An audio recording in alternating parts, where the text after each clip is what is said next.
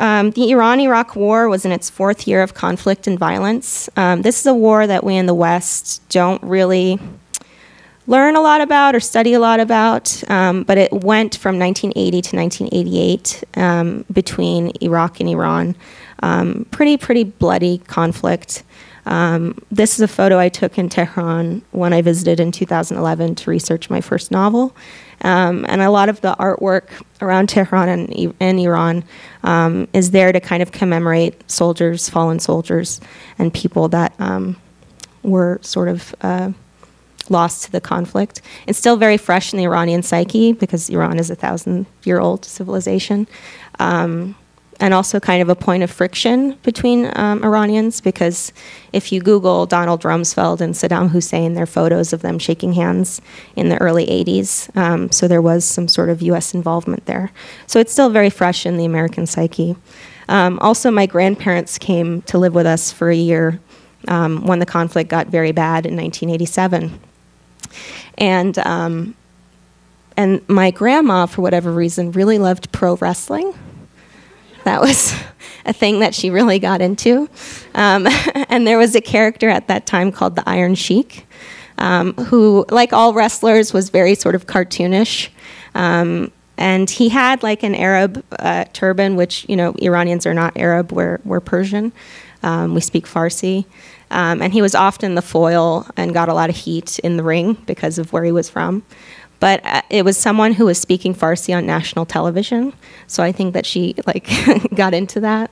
And also, I don't know if she recognized him from like his former wrestling days in Iran before he left for the States. So anyway, 1984.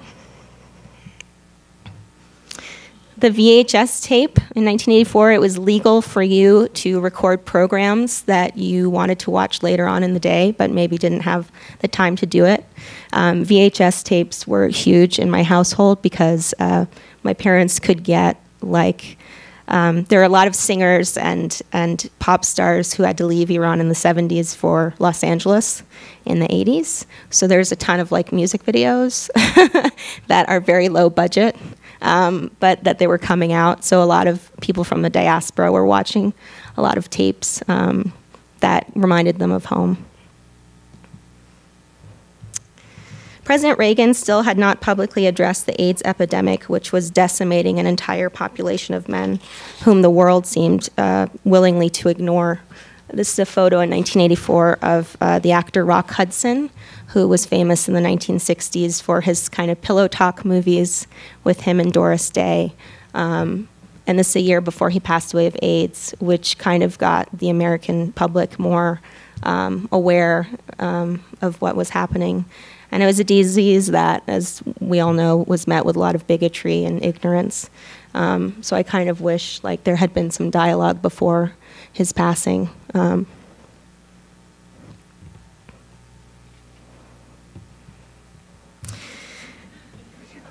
1984 was also the year of the classic album and film experience, Purple Rain, starring the artist Prince. I am a huge Prince fan, even though our political views don't always align. And I love the film, even though it is kind of misogynist and the acting is not so great.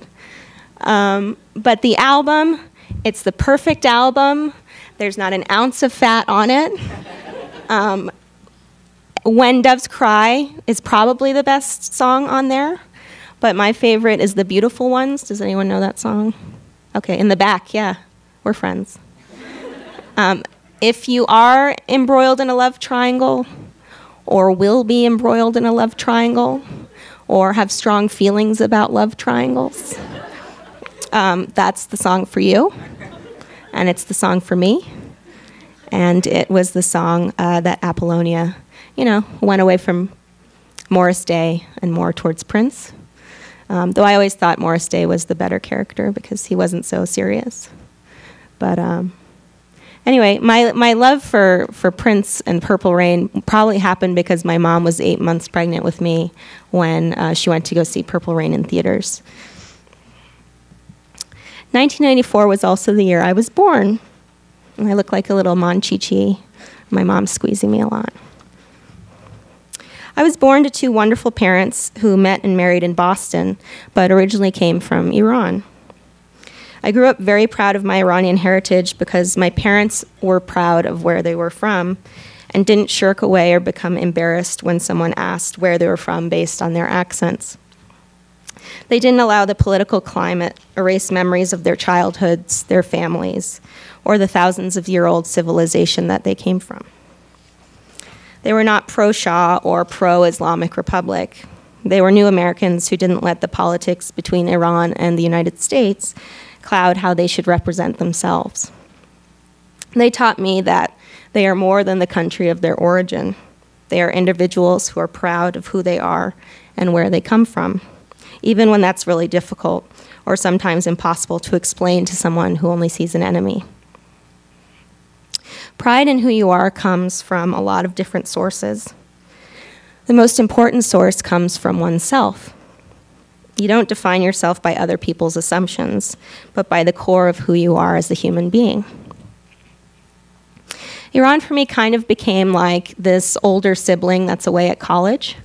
There's a place for them at the table, and your parents always reminisce and talk about it, but it's still gone.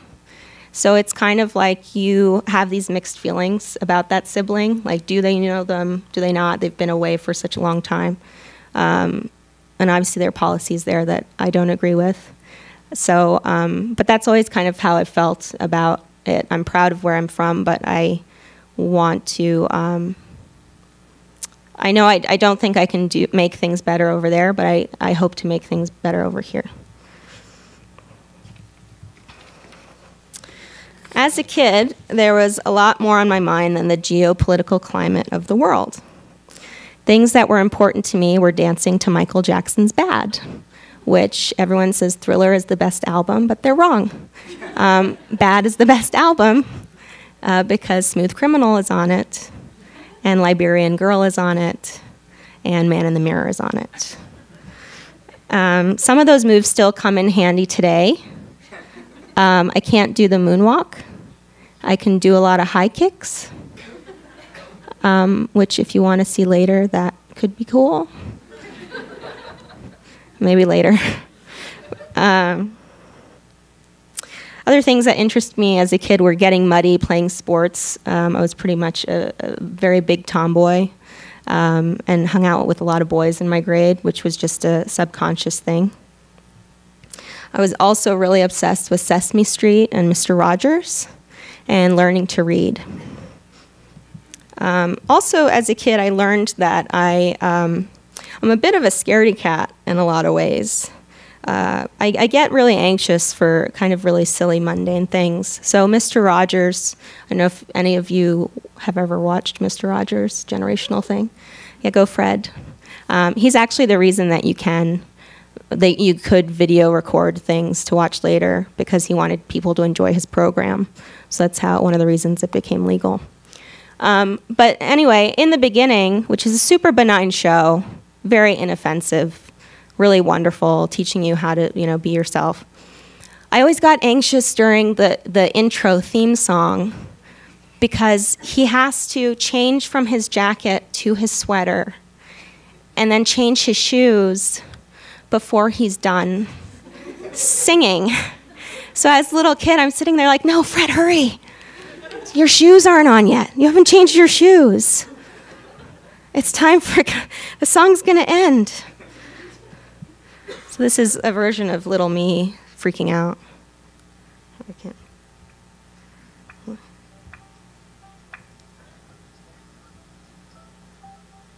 Oh, come on, Fred. Nope. Okay, the sweater's on. All right. Song's almost halfway over, so get to the shoes. Hurry up and get to the shoes, please. Oh, you're not at the shoes yet. Why can't you zip it up? Hurry. Okay. Cutting it short. Where's the other? Come on. All right. Anytime now.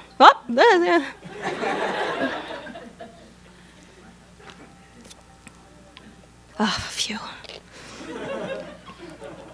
which is a very silly anxiety to have, but it plays out later on in life, much like in public speaking or worried about writing or saying the wrong thing. So thanks, Fred. So I call this the Mr. Rogers effect. Whenever I feel a little unsure, it's like, oh, the shoes, hurry up.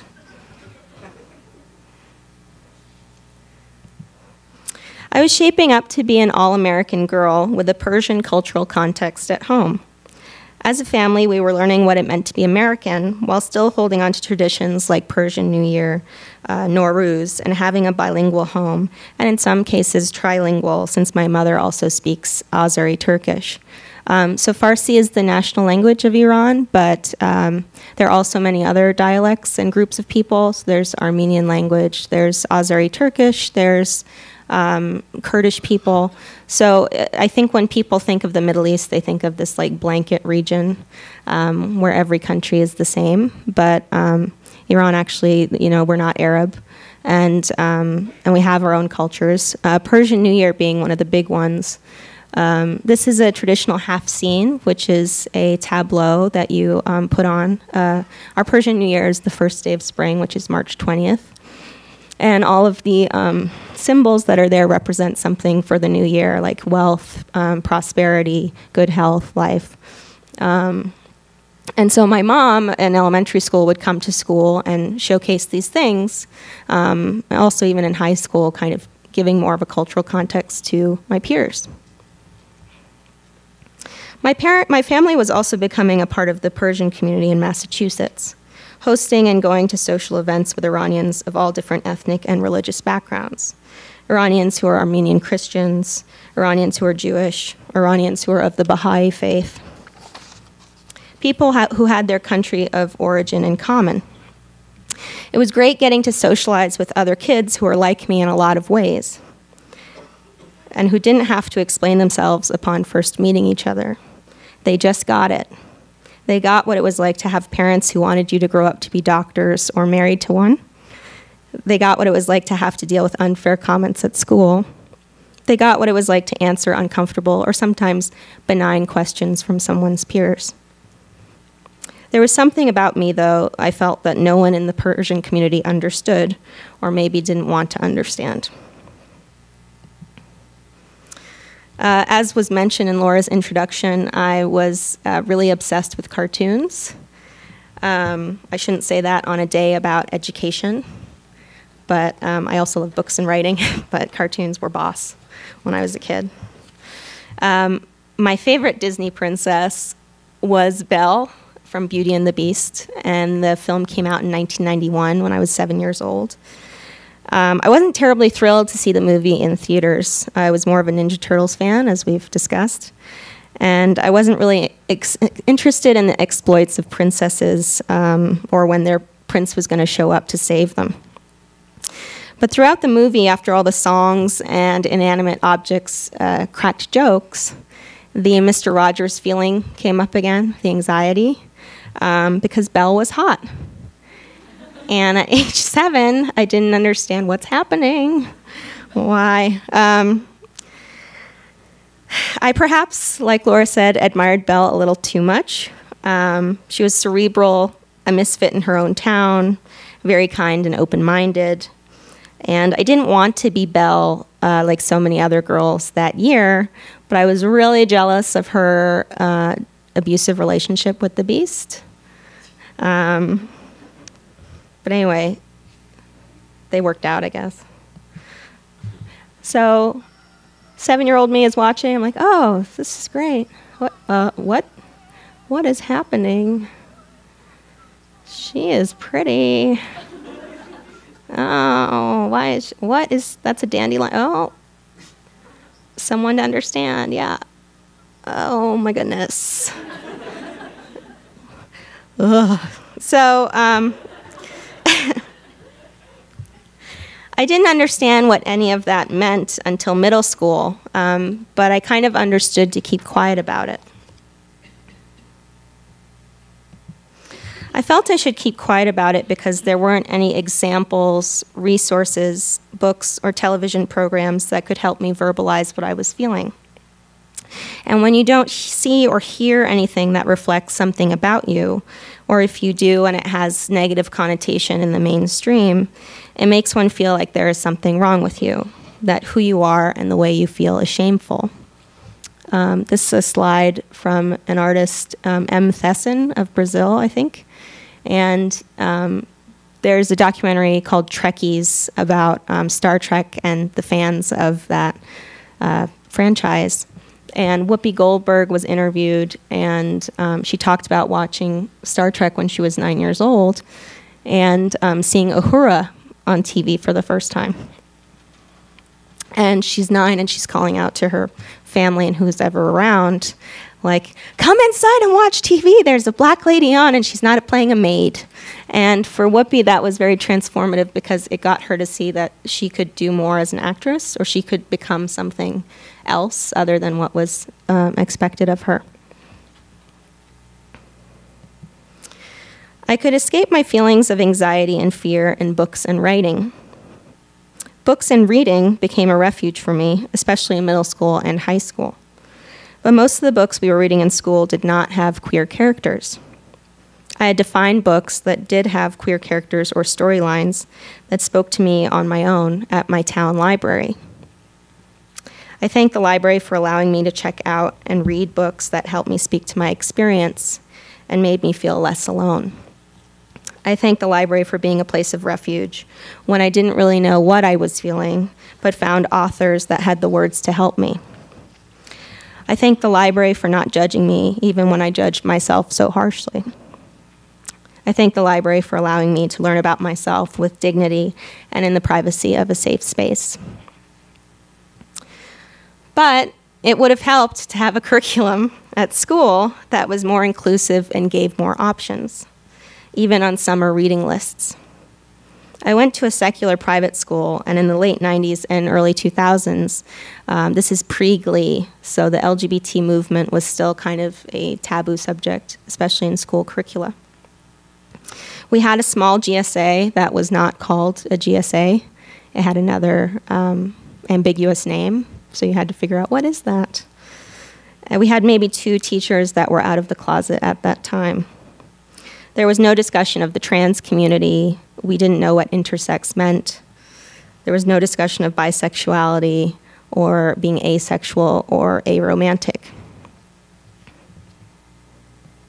It's a copy of Annie on My Mind, which was a big book for me in the library when I got to read it. And the greatest part was in 2013 when I went on tour to promote my first book, I got to meet Nancy Garden, the late, great Nancy Garden, who is no longer with us. And she signed my copy for me, and so it was a huge, big deal. When there was an assignment in my middle school civics class about whether civil unions should be legal in Vermont back in 1999, a mother called other parents in our class wanting support because she was upset that her daughter was made to write about the subject.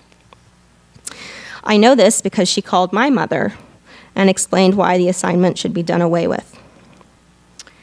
After my mother hung up, she talked to me about the assignment and how I felt about it. Does it make you uncomfortable? She asked. No, I said, but I didn't say more than that. I hadn't fully formed my identity or what I knew to be true about myself, that I was gay. But I wasn't ready to tell her, especially because of the climate at school and at home where there were no examples of who I could be or what was possible. Write the paper, my mother said. In class, our teacher gave students the option to write about another subject due to all the sort of parental pressure. But I was relieved that my mother wasn't one of those parents, and I wouldn't have known that had the paper not been assigned. Because of that one assignment, there was dialogue amongst my peers and questions being raised. There were differing opinions. There were stories of gay relatives and family friends. We were having a discussion about equal rights, all from one little assignment in 8th grade. Oh, this is senior year of high school, Sarah, from her yearbook. She's so slim. Still chesty, but slim. I don't know why I said that. But they're laughing, so keep it. In high school, my one identity that was visible, my cultural background, became one I had to be proud of and comfortable with. After the very tragic and horrible events of 9/11, which really affected people at my school, we lost a few people, parents of fellow students. And as for all of us who remember, it was a very scary and uncertain time. But after it, the student body suddenly took a certain interest in me, asking me questions as though I knew anything about the psyche of terrorists just because I was of a Middle Eastern background. So I suddenly became super Persian, taking it upon myself to encourage students not to get caught up in profiling or Islamophobia, becoming very involved in extracurricular activities like peer help program, student prefects. And I eventually became school president, which was crazy because my school was very great, but very WASP. So it was kind of a big deal that they voted for me. I got it in my head that I had to be a good representative of Middle Eastern people everywhere, which is insane and not sustainable, especially at 17, 18 years old when there's a lot I don't know about that whole region. But getting asked a lot of questions like, so does everyone over there have guns or what, you know? And it's funny, when I went to visit Iran, they asked the same thing about here in the States, does everyone there have guns? So teenagers are not so different. I was putting on a brave face of making speeches on stage and being cheerful all day, but going to my car to cry because I didn't feel like I could come out to be my full self. I was planning prom, but not very excited to go with my straight guy friend, rather than the girl in my language class I had a huge crush on. I was social and smiley at school, and sullen and depressed at home. There were a few out students in our high school, some of whom were my friends. I was proud of them, envious that I wasn't brave enough to follow their lead. They showed me what it was to be comfortable in one's own skin, even when that seemed impossible to me in high school. They helped me grow and learn about who I could be without their even knowing it. A day that helped me out the most was GLSEN's Day of Silence. Day of Silence, as defined on its website, is a national day of action in which students across the country vow to take a form of silence to call attention to the silencing effect of anti-LGBT bullying and harassment in schools. I participated and felt empowered by how many students and teachers took part too, either staying silent all day or wearing an armband in support. It let me know that I wasn't alone, and found teachers that I could confide in. One teacher who privately helped me come to terms with myself and could help me reach a dialogue with my parents senior year, which was a huge help. It wasn't until college that I was figuring out how to be myself. A lot of this came from the courses I could take and the communities that embraced me. I could take LGBT history courses, I could take LGBT documentary courses, and I could also take Farsi language classes. So on the one hand, I was going to one class and being among other LGBT students, and we could talk and also learn about what it is to be LGBT in the States. We learned about the Daughters of Bilitis, the Mattachine Society, the Stonewall riots, things that really paved the way for LGBT people here. But I also could meet other Persian kids in my Farsi class, and we could talk about those issues, and they knew that I was out at that time. So it was kind of like bridging these gaps, going from one class to another. It was also the first time that I had either Persian professors or teachers or gay or lesbian professors, which was a huge, huge deal because I was seeing these adults who kind of knew where I was coming from and knew a little bit about me, and it was someone that I could talk to. But I wish I didn't have to wait until college to have resources and courses that spoke to me. It would have saved me a lot of inner turmoil and angst if there had been books or discussion in high school. And it would have helped me to feel proud of who I am back then. So as an adult, I began thinking about the books I had read for young people that dealt with LGBT themes. While there was literature about LGBT teenagers, it was pretty limited. It was always set in North America. It always had girls named Emily or Paul, guys like Paul. I thought about what kind of books would have helped me when I was younger. When I wrote my first two novels, If You Could Be Mine and Tell Me Again How a Crush Should Feel, which is a very long title, I didn't come up with it, marketing does, but my working title was inappropriate, and I won't share with you what it was, but they thought that wouldn't help sell, which they were right. But when I wrote them, I really never thought they would be published. I was writing stories that I wish I had as a teenager, stories that could explain and relate to issues of identity I faced and that had a protagonist of a Persian background. I wrote now what is called If You Could Be Mine as my graduate school thesis, and I really didn't think it would be published. I was in the Leslie MFA Creative Writing Program, and they have a Writing for Young People track there. And so these two stories were things that I was very passionate about, and when I left the creative writing MFA, I was like, okay, well, it's a degree that I can help teach, and I can maybe show this stuff to agents or editors, and they can say, oh, well, we can't publish this, but you can ghostwrite this. So it was more just to let it out for myself. It wasn't really something that I was expecting to share. I began to think about how much I struggled with my sexuality and coming out, and what it would mean for someone like me to grow up in Iran having the same feelings I had, but unable to express them as openly as I can in the US. So in 1979, there was an Islamic revolution in Iran, and that meant now there was kind of no separation of church and state. So there was more of a religious government in place.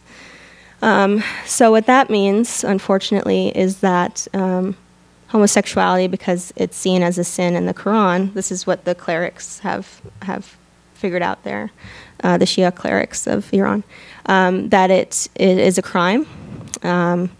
Sometimes this leads to imprisonment. Sometimes this can lead to lashings. The ultimate penalty can be capital punishment. Of course, if there was capital punishment for all the gay people in Iran,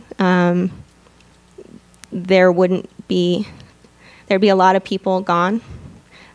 So it's also based on your socioeconomic. If you get caught, can you pay someone off, and how many times they do catch you. But it's still sort of like having this feeling of private life is so important.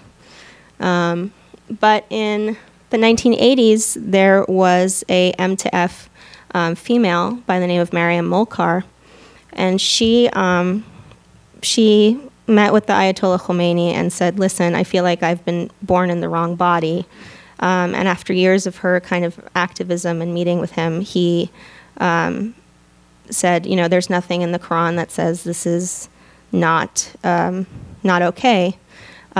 So then became the transsexual identity in Iran.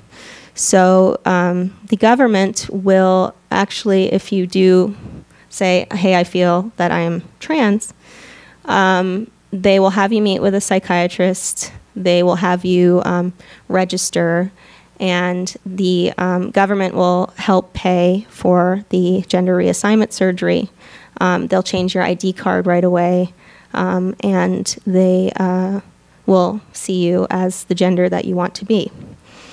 The problem with that being is that it's kind of murky. There are a lot of people who feel because of the social place they're living and they want to continue to live there, and the constraints from family, like, should I undergo this procedure? So there's some people who, are very happy and feel like Iran is in the forefront of trans rights, and has helped them perhaps more than a lot of other countries. Even in the West, it takes a really long time for you to change your birth certificate or driver's license, or even get help for the operation. But then this is also, they are not really big fans if you don't undergo the operation. So let's say you are transgender, but you want to keep yourself how you want to keep yourself. So if you feel like you don't want to go through the surgery, that becomes problematic. So in If You Could Be Mine, I have two characters who are both cisgender females who have a secret romantic relationship. And in the second chapter, the protagonist finds out that her girlfriend is going to end up getting married in the following year to a cisgender guy.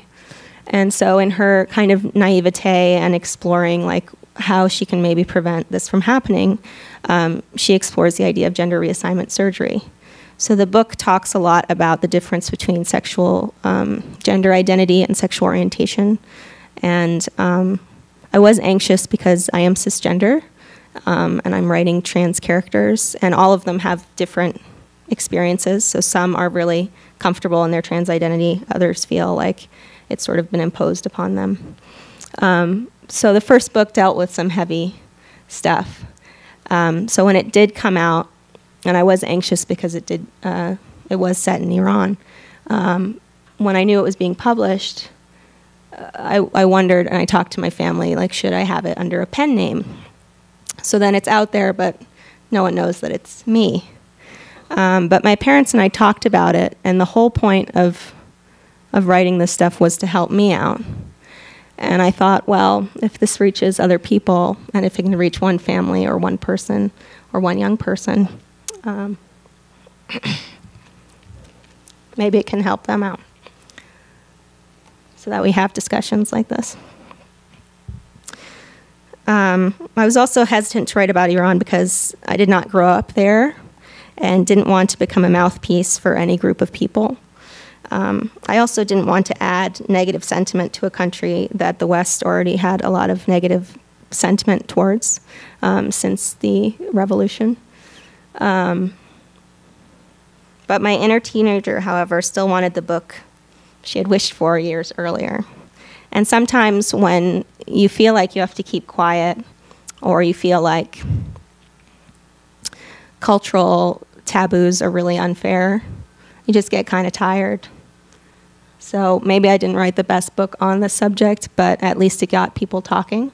It got people in my parents' community to talk. So family, friends of my parents, they have my mom, who's known some people for years and years. When the book came out, they were like, actually, my child is gay, and I've been trying to figure out how to let the community know, and how did Sara do it?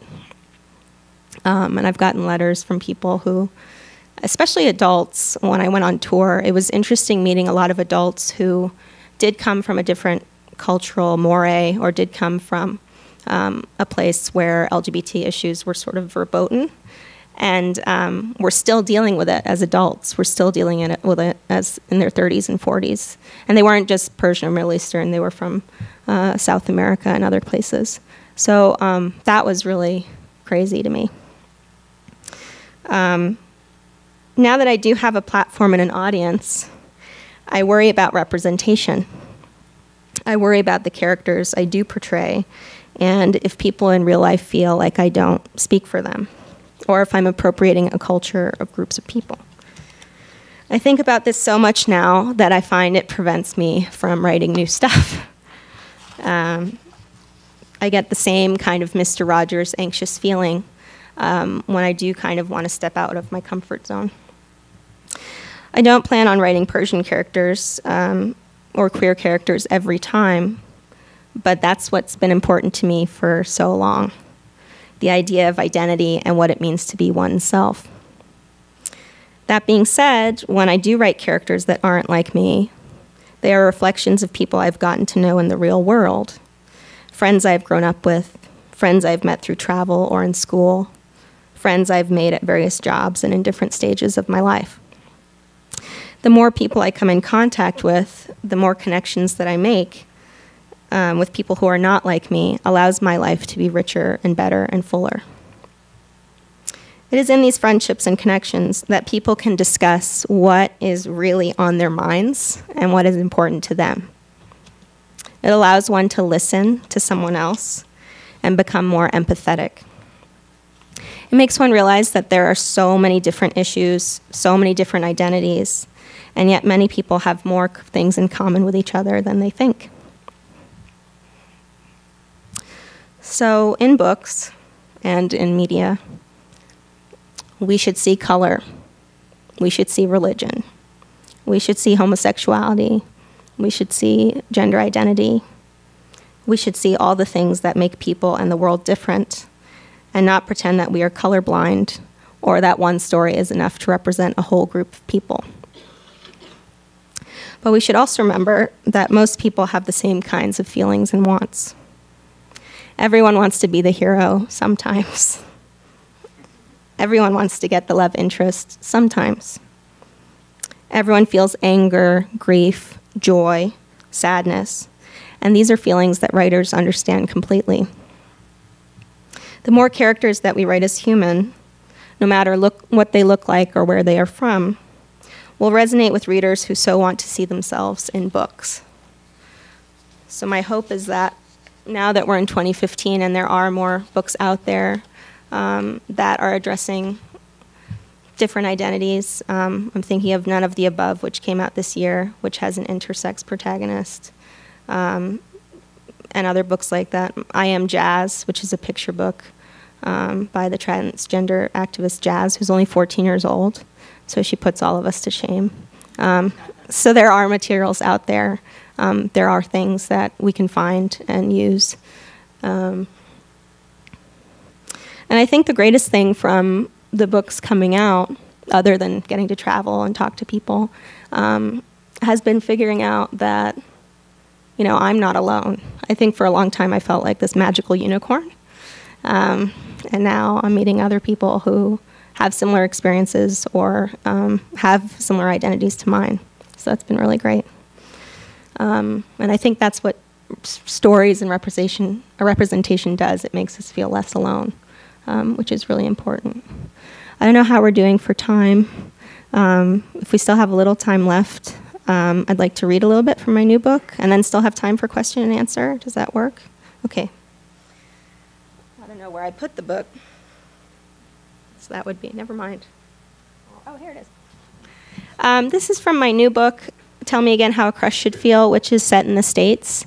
It's a lot funnier than my first novel because it is set in the States and not dealing with as heavy issues. It still has its emotional moments, but it's set in a contemporary prep school. And our main protagonist, Layla, is gay but not sure how to come out. And I know we have so many coming out stories, and we should have adventures where there is an LGBT teen who is also a superhero or is also a wizard, and coming out is not their big story. But I hadn't seen a coming out story that also kind of dealt with a lot of cultural elements. So I'm going to read a little bit from a chapter where Layla, the protagonist, is touring around the new girl Saskia at school. And yeah, Saskia comes from Switzerland. Act cool. Just act cool and don't let on that you think she is gorgeous. And over there is the science building, but language classes are in there too, which doesn't really make sense since it's a science building, but I guess language is a science in itself, and you know, it takes a certain amount of practice and all. You don't have to be so nervous, you know. It's just a campus. Saskia grins as I blush. Sorry, I'm not really good at giving tours, especially giving tours to a really good-looking, roomy-loving, soon-to-be cool kid. Nonsense. You're doing a wonderful job. I now know what teachers to avoid, which boys will try and get into my pants, and what every building is for. But I don't know much about you. Me? She wants to know about me? There's not much to tell. After selling off my share in the drug cartel, I've been undercover at this high school. I'm actually 33, but nobody knows. Don't tell. Your secret is safe with me. I wish my secret were safe with you. God, stop that. She's probably straight. I wish I had gaydar. I wish it were something you could pick up in a store. So, what's Switzerland like? Very beautiful, but we were only there for about 6 months. Dad has to move a lot with his work. He's also in the drug business. I look at her as though she's kidding, but her face is dead serious. Oh, wow. Well, people need to get high, I guess. She laughs again. He's in pharmaceuticals, silly. He promises this is our last move, but I'm not so sure. As we talked during our walk around campus, I learned that her dad is Dutch and her mom is Brazilian, which accounts for her exotic looks and hazelnut skin. She speaks Dutch, Portuguese, Spanish, and some French. Do people always ask you where you're from? Saskia asks me. I know exactly what she means. Because I'm ethnically ambiguous? Absolutely, I say, and she giggles. Mostly, people think I'm Latina and speak to me in Spanish. When I tell them I don't understand, they think I'm denying my heritage or something. This gets her to laugh tremendously. I want to continue to hear it. Then I say, no, Middle Eastern. And the response is always, lo siento, like I've got it really bad. You're adorable, she says, as she wipes her eyes. I am? I get asked all the time, too. And now that I've lived in so many countries, I never know how to answer people. I just say that I'm from outer space and see how they react. I should try that next time. It's nice to be able to talk to someone about this stuff. Tess and Greg don't get it because people see white or black when they look at them. I'm the ambiguity that throws people. They want to know which box to put you in. I like you, Saskia says offhandedly. Let's see if we're meant to be friends. Favorite movie? How can a person pick just one? Easy, she says. Mine's One Flew Over the Cuckoo's Nest. Now you have to answer, she says matter of fact. There's no way to choose one. I can't even choose which Hitchcock movie I like the best. That's easy too. It's Suspicion, she says. You're absolutely wrong about that. Don't tell me you're going to go with Psycho like other Hitchcock novices, she says while covering her pretend yawn with her hand. I hold my chest in faux shock. How dare you? Strangers on a Train is far superior. I'm impressed. Greg is only into sci-fi, and Tess likes her Planet Earth documentaries. Saskia's favorite writer is Anais Nin. She listens to Puccini and Cat Power, and she hopes to start a branch of Amnesty International at our school. The more she talks, the more I feel like the cartoon character Goofy, as in, gosh, she's purty. All that's missing are the tweeting birds flying around my head. It must be cool getting to start over again, I say. She doesn't answer for a while after that. I guess it's not so cool. Do you know what you might want to do for an after-school activity? I try. Mr. Carr told me 12th night auditions are this week. The last play I was in was a third grade musical, and they made me the narrator because I was the best at reading. That and I can't sing. There's no singing in 12th night, she coos. I could be an actress if she wanted. I mean, if I wanted. It isn't that I'm opposed to acting. I act every day like I'm fairly well adjusted. It's the having an audience watching you bit that terrifies me. Saskia links arms with me as we walk, and I imagine this is how Dorothy coaxed the Cowardly Lion into going to Oz. Saskia smells of enchanted fruits that God hasn't created yet. It would be nice to have a friend audition with me, she says. And we are friends now, I hope. Yup. Say something coherent, Goofy. The bell rings as we enter the main building. She lets go of me and her arm brushes mine. This is normal, a normal thing to happen between friends. Arms brushing. This shouldn't cause butterflies, which may or may not be indigestion. I'm sure it's just indigestion from staring at her gorgeous face and listening to her amazing life. Thank you for showing me around, Layla. Thanks for getting me out of study hall, I smile, and she moves forward, giving me a kiss on each cheek. I'd gone through this motion before, especially at Persian parties where you have to kiss old, fat Persian men and women who have mentioned how much weight you've gained. But this was a completely different kind of double kiss. I want to stay near her forever, but rip myself away out of fear. Oh, don't do this. Your cover will be blown. I'll see you soon, I hope, Saskia says before she walks away, and I stay in place as Armstead's best and brightest scurry around to their next classes. I guess I have a crush at school now. I'm so screwed. So that's a little bit from the new book. And now, you're nice.